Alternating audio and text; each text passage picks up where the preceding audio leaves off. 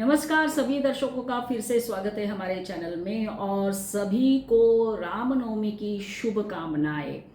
राम का प्रकाश सभी के जीवन में फैले और सभी के मन में राम का प्रकाश रहे। तो आज हम फिर से बात करेंगे रामायण संघर्ष और संस्कार की एक कहानी है, एक यात्रा है। तो राम का जन्म आज हुआ, रामनवमी है आज, तो हम सिर्फ कल्पना ही कर सकते हैं कि किस तरह का आनंद उत्साह जल्लोष उस दिन हुआ होगा अयोध्या नगरी में, जब विष्णु भगवान राम के रूप में अवतरित हुए। और इसीलिए कहते हैं धन्य दशरथ जिनको मिला देव पिता का मान, और धन्य वो कौशल्या जिसको मिला देव माता का मान। तो राम भगवान जब बड़े होने लग गए होंगे तो क्या क्या बालपन जो है उनका, या उनकी जो बाल्य अवस्था है, बाल लीलाएं है। हम कृष्ण लीला के बारे में तो हमेशा चर्चा करते हैं, लेकिन राम की भी बचपन की लीलाएं है और उसका वर्णन काफ़ी सारे लोगों ने, काफ़ी सारे संतों ने और ज्ञानी लोगों ने अपने ग्रंथों में किया है। तो जब भगवान राम ने जन्म लिया और धीरे धीरे वो बड़े होने लग गए, तो कैसे वो खेलते होंगे, कैसे भागते होंगे, कैसे दौड़ते होंगे, किस तरह से झगड़ा भी होता होगा जब चार भाई थे। तो जब ये सारी लीलाएं देखी कौशल्या दिखती होगी तो क्या कहती होगी, कितना उसको आनंद होता होगा। तो कौशल्या ने जब राम को गोद में बिठा के नहलाया होगा तो कहीं उसने बताया होगा, उन्होंने बताया होगा कि सावला मेरा राम है, देखो मेरी गोदी में नहा रहा है, सावला मेरा राम है, देखो मेरे हाथों से खाना खा रहा है। जब राम भगवान सोते होंगे तो वो भी लोरियाँ गाती होगी, पता नहीं, लेकिन गाती तो ज़रूर होगी। नहीं सोते होंगे तभी भी गाती होगी। ऐसा कहा जाता है कि जब वो नहीं सोते थे तो कौशल्या माता राम भगवान को कैकेयी के पास छोड़कर आती थी और फिर कैकेयी उनको सुलाती थी। फिर उनको देखने के लिए रात का समय सुंदर वर्णन किया है, जब वो सोते थे और उनको देखने के लिए चांद छुपके से आता था और राम को देखता था। ऐसा भी हो सकता है। चारों भाई मिलकर खेलते होंगे और जब वो चारों भाइयों में वो राम दिखते होंगे कौशल्या को, तो वो कहती होगी नीलमणि जैसा है उसका सौंदर्य। अनुज तीनों भाई थे और ये सबसे बड़े राम। जब राम भगवान बोलने लगे होंगे तो किस तरह से बोलते होंगे, इसकी भी कल्पना हम कर सकते हैं, जिसको हम आज के शब्दों में बैबलिंग बोलते हैं, पापा मम्मा मम्मा जो भी है वो भी ऐसा ही कर रहे होंगे, क्योंकि मनुष्य रूप में आए थे तो उनका भी बालपन इसी तरह से होगा। और पूरे महल में फिर वो आवाज़ें गूंजती होंगी जिस तरह से वो बोलते होंगे। पूरे घर में वो जो है वो उनके जो बोल है उससे सुनकर कौशल्या कितनी आनंदित प्रसन्न चित्त होती होगी, इसकी सिर्फ कल्पना ही कर सकते।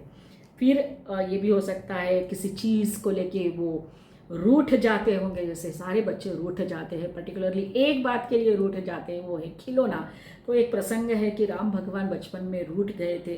चांद को देखकर उन्होंने ये समझ लिया था कि वो गेंद है और वो मांग रहे थे चांद, और फिर वो बहुत रोने लगे, बहुत समझाने की कोशिश की, और किसी ने फिर एक आइडिया दिया कि आईना लेकर, और आईने में वो प्रतिबिंब आया चांद का, और फिर उसके साथ वो खेलने लगे। इस तरह का कुछ वर्णन है। तो इसलिए माता कौशल्या कहती है कि देखो रामचंद्र नभी सा मांगतो, चांद जो नभ में है उसको मांग रहा है, और उसके लिए सारा प्रसाद जो है वो जग रहा है, मतलब पूरा महल जो है वो जग रहा है। इस तरह की सारी बाल लीलाएं करते करते राम बड़े हुए होंगे। और उसके बाद फिर मैंने आपको बताया 3 एपिसोड 4 एपिसोड इसके पहले कि किस तरह से विवाह हो ना हुआ उनका, किस तरह से हम उनके जीवन से कुछ ना कुछ सीखते हैं। और इसलिए ये आज का मेरा आखिरी जो एपिसोड है वो ये बताने की मैं कोशिश कर रही हूँ कि राम किस तरह से हमारे लिए एक बहुत बड़ा एक मार्ग बताते हैं सभी के लिए, पूरे विश्व के लिए। और मैं सभी एपिसोड फिर से कहती हूँ प्रभु रामचंद्र के चरणों में अर्पित करती हूँ। तो राम से हम मैनेजमेंट सीखते हैं, राम से हम लीडरशिप क्वालिटीज सीखते हैं। जो भी संकल्पनाएं आज के एडवांस मैनेजमेंट में पढ़ाई जाती है वो सारा कुछ हमको रामायण में मिलता है। और इसीलिए हम उस एंगल से जब सोचने लगते हैं, उस दृष्टिकोण से जब उसको देखने लगते हैं तो दिखता है। तो लीडरशिप राम भगवान की सब जानते हैं, उनको मानते हैं कि कैसे उन्होंने सबको साथ लेते हुए वो लड़ाई लड़ी।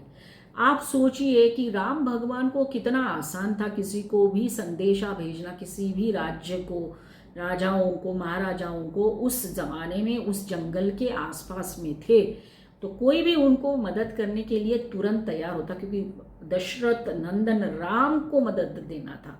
लेकिन उन्होंने ऐसा नहीं किया, अपनी सेना खुद बनाई, सर्व सामान्य लोगों के साथ, वानर सेना के साथ, हनुमान जी के साथ, इन सबको लेकर वो आगे गए और उन्होंने एक आदर्श सेट किया कि सर्व सामान्य लोग अगर चाहे तो कुछ भी कर सकते हैं।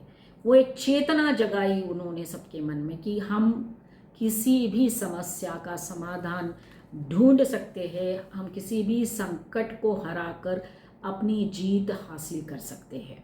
और यही लीडरशिप की क्वालिटी होती है कि लीडरशिप सब में जगाना, ये भी है, वो भी उन्होंने किया। दूसरी बात अगर हम कहेंगे तो जब राम और रावण का युद्ध होने वाला था, कोई चारा ही नहीं था उसके पहले, फॉरेन पॉलिसी की अगर बात करते हैं तो उन्होंने दूत भेजा था हनुमान जी को समझाने के लिए। तो आज जो हम बात करते हैं कि किसी भी युद्ध का समाधान निकालना बहुत मुश्किल होता है, युद्ध पे होने से पहले बातचीत की जाए, अगर बातचीत नहीं सफल होती तो युद्ध तो करना ही पड़ेगा। तो वो प्रयास उन्होंने किया जो आज हम कहते हैं फॉरेन पॉलिसी और ये न वो डिप्लोमेसी। एक बार नहीं, 2 बार उन्होंने एम्बेसडर भेजे। पहली बार तो हनुमान जी भेजे थे, फिर बाद में अंगद को भेजा और समझाने की कोशिश की रावण को कि आप समझ जाइए, लेकिन नहीं। तो it is a struggle of ordinary people to achieve something extraordinary. और यही बात अगर हम कनेक्ट करते हुए छत्रपति शिवाजी महाराज के साथ कनेक्ट करते हुए देखते हैं तो उन्होंने भी वो ही किया, सामान्य लोगों को साथ में लेकर उनकी क्षमता, उनके कौशल्यों को जानते हुए अपनी खुद की सेना स्थापित की और हिंदवी स्वराज्य की स्थापना उन्होंने की। तो that was also extraordinary work done by the ordinary people and leading by example Chhatrapati Shivaji Maharaj. तो इसी तरह से प्रभु रामचंद्र जी का भी लीडरशिप क्वालिटीज़ अगर हम सोचते हैं तो वो हमको दिखता है। तो ये सारे जो स्किल्स है मैनेजमेंट के, सारे कंसेप्ट जो है इस रामायण में हमको मिलते हैं। अब बात करते हैं कि रामायण के बारे में। तो रामायण से राम राज्य की संकल्पना भी हमको मिलती है, दिखती है, लेकिन जो राम ने बताया है कि आपका शासन, सुशासन कैसा होना चाहिए, इसका भी वर्णन किया गया है। तो महर्षि वाल्मीकि ने जो रामायण लिखा है अयोध्या कांड में पेज नंबर 441 टू 449, इन सारे पेजेस के ऊपर इसकी चर्चा हुई है। और राम भगवान जो है भरत से चर्चा करते हुए दिखते हैं। अब भरत से चर्चा कैसे हुई कि जब भरत राम को वापस लेने के लिए गए थे और राम ने, हम ये स्टोरी सबको पता है कि मना कर दिया था, और फिर भरत ने वापस जाकर राम के नाम से ही राज्य चलाया, जिसे राम राज्य हम कह सकते हैं। तो राम जब भरत से मिले तो उन्होंने कई सारे सवाल भरत से पूछे जो हम लोगों को एक संदेश है, संकेत है हमको कि कैसा सुशासन किया जा सकता है। तो सबसे पहली बात जब भरत को पूछी प्रभु रामचंद्र जी ने कि आप मेरे से मिलने आए हो, तो लेकिन जब आप राज्य कारभार संभाल रहे हो तो आपके मंत्री जो है वो मंत्री को आपने कैसे चुना, अच्छा देख सुव्यवस्थित काम करने वाले, देन बुद्धिमान, देन ज्ञानी, ऐसे ही लोगों की नियुक्ति आपने की है ना मंत्री के पद के लिए। ये पहला सवाल था। तो आप अभी कनेक्ट करिए कि आज के मंत्री पद या आज के मंत्रियों पे ये लागू होती है या नहीं। फिर दूसरी बात उन्होंने भरत से पूछी थी कि आपके पास जो मंत्री है वो नोड़ा कैसे है, ज्ञानी है, बुद्धिमानी है, चाणाक्ष है, तीव्र इच्छा शक्ति वाले हैं, भावनात्मक दृष्टि से भी विचार करने वाले है या नहीं। और पूरे आगे जाके वो बोलते हैं कि मैं आपको एक बात और पूछना चाहता हूँ कि आपके जो सलाहकार है वो कैसे है, एक सलाहकार जो ज्ञानी होना चाहिए, तीव्र इच्छा शक्ति, चाणाक्ष होना चाहिए, वो अच्छा है 1000 मूर्ख लोगों से। मतलब यहाँ पर देखो कि जब हम बात करते हैं कि आपके एडवाइजर्स कैसे होने चाहिए, वो बात राम भगवान भरत से कर रहे हैं। गुड एडवाइजर्स होने चाहिए किसी भी राज्य कारोबार को अच्छे से चलाने के लिए, गुड गवर्नेंस बनाने के लिए। जो भी सीएम हो, पीएम हो, उनको एडवाइस की जब ज़रूरत होती है तो वो एडवाइस देने वाले भी लोग कैसे होने चाहिए, इसकी चर्चा राम भरत के साथ चर्चा करते हुए हमको दिखते हैं। तो वो भी बुद्धिमान, ज्ञानी, कुशल ऐसे व्यक्ति होने चाहिए, योग्य एडवाइस देने होने चाहिए, ताकि किसी भी संकट के समय में वो राजा और राज्य को संकट से बाहर निकाल सके। ये एक सख्त ताकीद उन्होंने भरत को इनडायरेक्टली दी। तो हम आज की स्थिति में देखते हैं तो कह सकते हैं कि ऐसे लोग होने चाहिए जो देश को किसी भी संकट की स्थिति में से बाहर निकाल सके। फिर और एक क्राइटेरिया उन्होंने यहाँ मतलब चर्चा करते हुए आता है सामने कि आपके जो मंत्री है वो बहुत ही क्वालिफाइड, गुणवान होंगे और वो अपने कर्तव्य का पालन अच्छे से कर रहे होंगे। ऐसी निष्ठावान एक लाइन आपके पास होनी चाहिए।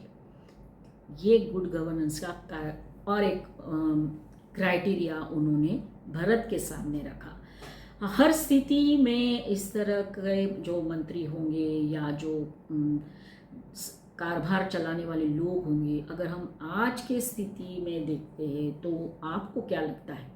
आपके ऊपर मैं छोड़ती हूँ, आप सोचिए कि क्या क्या होना चाहिए अगर हम राम राज्य की संकल्पना कर रहे हैं, आशा कर रहे हैं। तो आगे जाके फिर वो कहते हैं कि जब आप इस तरह के मंत्री, इस तरह के लोग नियुक्त कर रहे हो तो इन लोगों का आदर करना भी आना चाहिए, क्योंकि जब अगर ये लोगों का आदर नहीं करेंगे तो लोग राजा और राज्य का आदर नहीं करेगा। ये भी बात थी।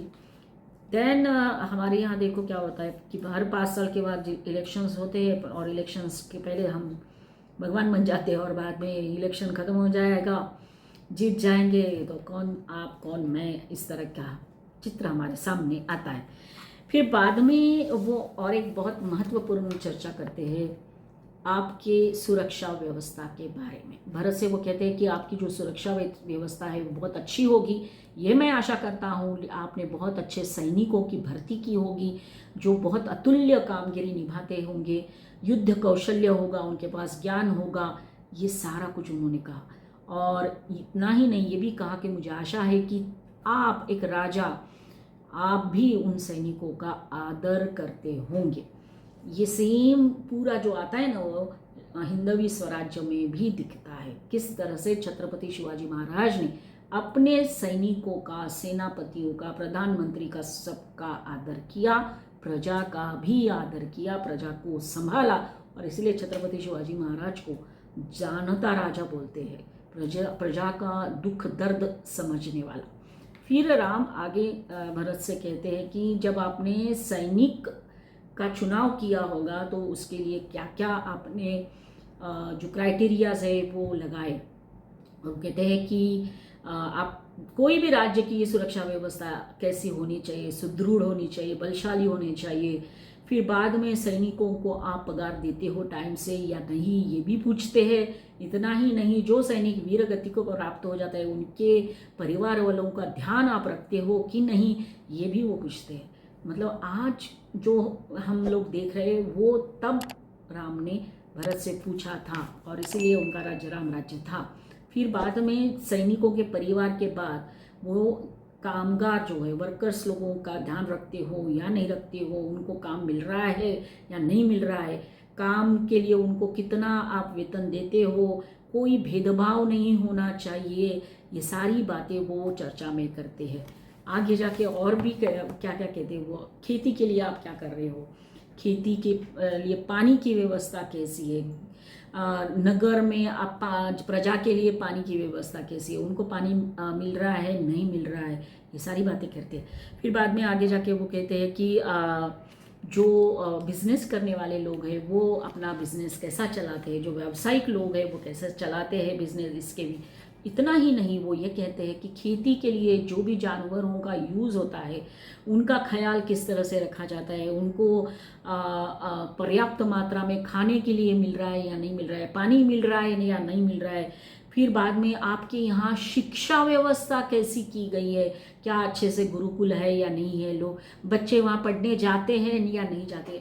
मतलब देखो 75 क्वेश्चंस इस तरह के भगवान राम ने भरत को पूछे है, वो जो जब मिलने गए थे चर्चा कर रहे थे, इनडायरेक्टली पूछे है और इनडायरेक्टली वो संदेश भी दे रहे कि कैसा तुम्हारा राज्य होना चाहिए।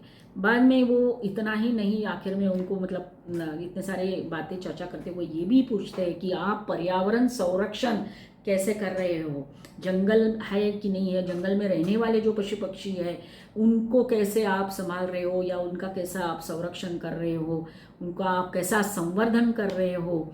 फिर आपके राज्य की आर्थिक स्थिति कैसी है, आपका जो रेवेन्यू है वो कैसे आ रहा है। ऐसा तो है नहीं कि खर्चा ज़्यादा और आमदनी कम है, ऐसा भी नहीं होना चाहिए। राज्य की अर्थव्यवस्था किसी भी भ्रष्टाचारी व्यक्ति के हाथ में नहीं देना चाहिए, आपने नहीं दी होगी ऐसी मैं अपेक्षा करता हूँ, ये बात भी उन्होंने की। मतलब आज जो क्लाइमेट चेंज, क्लाइमेट के बारे में हम बात कर रहे हैं, संरक्षण संवर्धन की बात कर रहे हैं, वो भगवान रामचंद्र ने उस समय कर दी थी और वो बात भी कर रहे हैं कि आपको वो करना भी ज़रूरी है। और साथ साथ ये बात भी कर रहे थे कि किसी भी गलत व्यक्ति के हाथ में आपके राज्य का जो अर्थ का व्यवस्था है वो नहीं जाना चाहिए, अन्यथा वो राज्य जो है वो पूरी तरह से बर्बाद हो जाता है। फिर आपकी जुडिशरी सिस्टम अच्छे से है कि नहीं, ये भी वो चर्चा करते हैं। न्यायाधीश किस तरह से नियुक्त कर रहे हो, निष्पक्ष जजमेंट दे रहे हैं कि नहीं दे रहे, देना चाहिए, ये उन्होंने चर्चा की है। तो ये सारी बातें जो है आज पूरी तरह से लागू होती है गुड गवर्नेंस में। इसीलिए हम कहते हैं ना कि राम राज्य होना चाहिए, क्योंकि ये सब कुछ था जब राम राज्य था, चाहे वो भरत ने राम के नाम पर राज्य किया क्यों ना हो, और बाद में राम ने खुद राम अपने नाम से राज्य किया क्यों ना हो। तो मैंने पूरी कोशिश की आपको जो भी मैंने समझा वो शेयर करने की, आप तक पहुंचाने की। मुझे आशा है कि आपको ये सारे एपिसोड्स जो है रामायण संस्कार और संघर्ष की यात्रा जो है वो अच्छी लगी होगी। अच्छी लगी है तो ज़रूर मेरे सारे वीडियोस को आप ज़्यादा से ज़्यादा शेयर करिए और ज़्यादा से ज़्यादा लोगों तक पहुँचाइए, और पहुँचाना भी बहुत ज़रूरी है, क्योंकि राम हमारे संस्कार है, राम हमारा स्वाभिमान है, राम हमारे मन का प्रकाश है जो अंधेरे को मिटा देता है। और इसीलिए राम की यात्रा निरंतर होती रहनी चाहिए, और जब जब निरंतर हम करते रहेंगे तब तब नए नए आयाम, नए नए चीज़ें हम डिस्कवर करते रहेंगे। और जो कोई भी निराश है, डिसअपॉइंटेड है, फ्रस्ट्रेटेड है, क्योंकि ये भी प्रॉब्लम पूरी दुनिया में हम देख रहे हैं, एंजाइटी है, डिप्रेशन है, उन सबको कम से कम एक बार राम की ये यात्रा जो है वो ज़रूर पढ़ना चाहिए, ताकि वो पूरी तरह से प्रेरणा ले। राम धैर्य के लिए प्रेरणा है, राम संयम के लिए प्रेरणा है, राम सबके लिए प्रेरणा है। राम कण कण में है, मन मन में है, घर में है, आंगन में है, राम हमारे जीवन में है। क्योंकि हम बोलते हैं ना, अरे उसके बातों में राम नहीं है, उसमें राम नहीं है, मतलब क्या, तो ये सारी चीज़ें उसमें आ जाती है। और जब हम बात करते हैं संघर्ष की, तो मैं आपको एक कविता है, वो कविता मैं आपको यहाँ पर बताना चाहती हूँ कि कैसे राम का संघर्ष हमको एक संदेश देता है। वो कविता तो कविता जो है वो कवि संदीप द्विवेदी, उनकी कविता है, बहुत सुंदर कविता है, और ये कविता हमको बहुत प्रेरणा देती है। वो कविता इस तरह से है: सहली कितनी यातना पर कर्तव्य सर्वोपरि रखा, त्यागशील संकल्प को जिस तरह से जीवित रखा, बोलो कहाँ तक टिक सकोगे यदि राम सा संघर्ष हो। कल मुकुट जिस पर साजना था, अब उसे सब कुछ त्यागना था। निर्णय के द्वंद से एक बालपन का सामना था। वचन भी था थामना, आदेश भी था मानना। तब इस तरह सोचो स्वयं को, धर्म पर तुम रख सकोगे? बोलो कहां तक टिक सकोगे यदि राम सा संघर्ष हो। प्रजा तो बस राम की थी, दुनिया उसे तो जप रही थी। वचन ही था तोड़ देता, धर्म ही था छोड़ देता। पर पीढ़ियां क्या सीख लेगी, राम की चिंता यही थी। हो छीन रहा एक क्षण में सब कुछ, सोचो एक क्षण क्या करोगे? बोलो कहां तक टिक सकोगे यदि राम सा संघर्ष हो। केवट न जाने क्या किया था, सौभाग्य जो उसको मिला था। राम से ही तारने को, राम से ही लड़ गया था। कुल वंश उसके तरह रहे थे, सब राम अर्पण कर रहे थे। जब सब कुछ हो बिखरा हुआ, तुम सहज कब तक रह सकोगे? बोलो कहां तक टिक सकोगे यदि राम सा संघर्ष हो। है याद वो घटना तुम्हें जब राम थे वनवास में? सिया थी हर ली गई, था कौन उसके साथ में? कुटी जब सुनी पड़ी थी, दो भाई और विपदा बड़ी थी। बोलो ऐसे मोड़ पर तुम धैर्य कब तक रख सकोगे? बोलो कहां तक टिक सकोगे यदि राम सा संघर्ष हो। वह तो स्वयं भगवान था, पर कहां उसमें मान था। किरदार भी ऐसा चुना जिसमें सिर्फ बलिदान था। मर्यादा के प्राण थे, रघुवंश के अभिमान थे। श्री राम के अध्याय से एक पृष्ठ हासिल कर सकोगे? बोलो कहां तक टिक सकोगे यदि राम सा संघर्ष हो। व्यथा इतनी ही नहीं है, कथा इतनी ही नहीं है। व्यथा इतनी ही नहीं है, कथा इतनी ही नहीं है। कुछ शब्द उनको पूर्ण कर दे, राम वो गाथा नहीं है। जब तपे संघर्ष में, जब हुए उत्कर्ष में, क्या तुम भी ऐसी प्रेरणा पीढ़ियों के बन सकोगे? बोलो कहां तक तुम टिक सकोगे यदि राम सा संघर्ष हो। तो धन्यवाद सभी को, मैं धन्यवाद देना चाहूंगी जिन्होंने मेरे सारे वीडियोस देखे, मुझे सपोर्ट किया। फिर से एक बार कहूंगी, मेरे सारे वीडियोस को देखते रहिए, लाइक करते रहिए और चैनल को सब्सक्राइब करते रहिए। जय श्री राम।